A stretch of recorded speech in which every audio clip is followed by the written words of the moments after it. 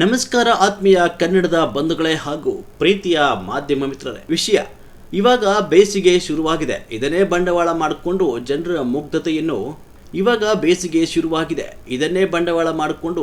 ಮುಗ್ಧತೆಯನ್ನು ಮೈಸೂರಿನ ಜಿಲ್ಲಾ ಹಾಪ್ಕಾಮ್ಸ್ನವರು ದ್ರಾಕ್ಷಾರಸಕ್ಕೆ ಹೆಚ್ಚು ನೀರನ್ನು ಹಾಕಿ ಜನರಿಗೆ ಮೋಸ ಮಾಡ್ತಿದ್ದಾರೆ.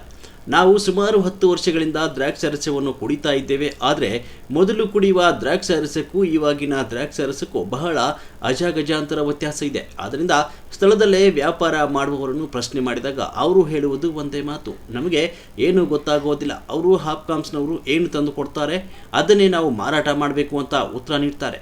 ಆದ್ದರಿಂದ ನಮ್ಮ ಮೈಸೂರು ಹೃದಯವಂತ ಕನ್ನಡಿಗರ ಬಳಗದಿಂದ ಮೈಸೂರಿನ ಜಿಲ್ಲಾ ಹಾಪ್ಕಾಮ್ಸ್ ಮಾಲೀಕರಿಗೆ ಹೇಳುವುದು ಏನೆಂದರೆ, ಈ ಕೂಡಲೇ ಜನರಿಗೆ ಮೋಸ ಮಾಡೋದು ಸರಿಯಲ್ಲ. ಈ ರೀತಿ ಮೋಸ ಮಾಡುವುದು ಬಿಡಿ, ಎಷ್ಟು ಸರಿ.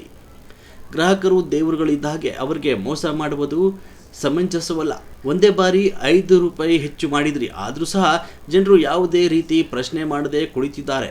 ಅದನ್ನು ಗೌರವಿಸಬೇಕು. ಏನಾದರೂ ಇನ್ನು ಮುಂದೆ ಇದೇ ರೀತಿ ಮಾಡಿದರೆ ನಮ್ಮ ಮೈಸೂರು ಹೃದಯವಂತ ಕನ್ನಡಿಗರ ಬಳಗದ ಉಗ್ರವಾಗಿ ಖಂಡಿಸಿ ನಿಮ್ಮ ಕಚೇರಿ ಮುಂದೆ ಹೋರಾಟ ಮಾಡಬೇಕಾಗುತ್ತೆ. ಎಚ್ಚೆತ್ತುಕೊಳ್ಬೇಕು ಅಂತ ಮೈಸೂರು ಹೃದಯವಂತ ಕನ್ನಡಿಗರ ಬಳಗದ ಸಂಸ್ಥಾಪಕ ರಾಜ್ಯಾಧ್ಯಕ್ಷರು DPK ಪರಮೇಶ್ ಉಗ್ರವಾಗಿ ಖಂಡಿಸಿ ಒತ್ತಾಯಿಸಿದ್ದಾರೆ.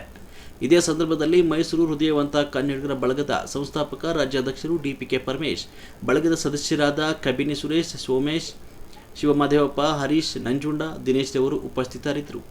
ವರದಿ ಮೀನಾ, ಮೈಸೂರು. ನಮಸ್ಕಾರ ಆತ್ಮೀಯ ಕನ್ನಡದ ಬಂಧುಗಳೇ.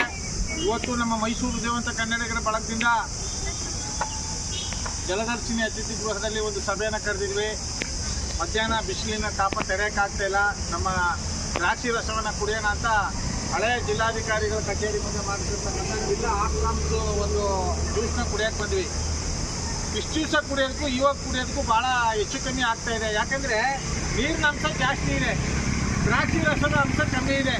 ದಯಮಾಡಿ ಜಾಸ್ತಿ ಅಂತ ಗ್ರಾಹಕರಿಗೆ ಮೋಸ ಮಾಡಬೇಡಿ. ಹಾಪ್ಕಾಮ್ಸವ್ರೆ ಹಿಂಗೆ ಹೇಳ್ತಾ ಇರೋದು, ಇನ್ನೊಂದು ದಿವಸ ಇನ್ನೊಂದು ವಾರ ಬಿಟ್ಟು ಬರ್ತಿ ಕುಡಿದು ಜ್ಯೂಸ್ನ ಏನಾದರೂ ಇದೇ ಥರ ಇದ್ದರೆ ನಿಮ್ಮ ವಿರುದ್ಧ ನಾವು ಹೋರಾಟ ಮಾಡಬೇಕಾಗತ್ತೆ. ಇತಿಹಾಸಕ್ಕೆ ತಪಾಸಣೆಗೆ ಒಳಪಡಿಸ್ಬೇಕಾಗತ್ತೆ.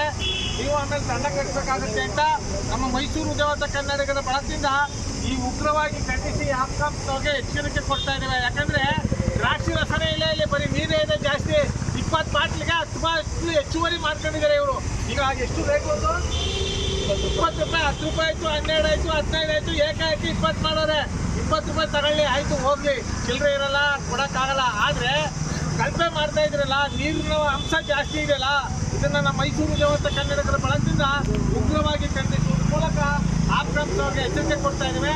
ಈ ಕೂಡಲೇ ಇದನ್ನು ಸರಿಪಡಿಸಬೇಕು ಅಂತ ಹೇಳ್ತಾ ನಮ್ಮ ಮಾತು ಸಮರ್ಪಿಸ್ತಾ ಇದ್ದೀನಿ. ಸಂಬಂಧಪಟ್ಟವ್ರಿಗೆ ತಿಳಿಸ್ಬೇಕು. ನಿಮ್ಮ ಹೆಸರು?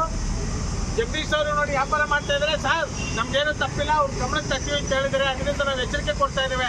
ಜೈ ಕನ್ನಡಾಂಬೆಗೆ, ಜೈ ಕನ್ನಡ ಮಾತಿಗೆ, ಕನ್ನಡ ಮಾತೆ ಚಾಮುಂಡೇಶ್ವರಿಗೆ, ನಾಲ್ವಡಿ ಕೃಷ್ಣರಾಜ ಒಡೆಯರಿಗೆ, ಡಾಕ್ಟರ್ BR ಅಂಬೇಡ್ಕರ್ ಅವರಿಗೆ, ನಕಲಿ ಜ್ಯೂಸ್ ಮಾಡಿರ್ತಕ್ಕಂಥ ಹಾಪ್ಕಾಮ್ಸ್ನವ್ರಿಗೆ, ನಕಲಿ ಜ್ಯೂಸ್ನ ಕಮ್ಮಿ ತಯಾರು ಮಾಡ್ತಿರ್ತಕ್ಕಂಥ ಹಾಪ್ಕಾಮ್ಸ್ನವ್ರಿಗೆ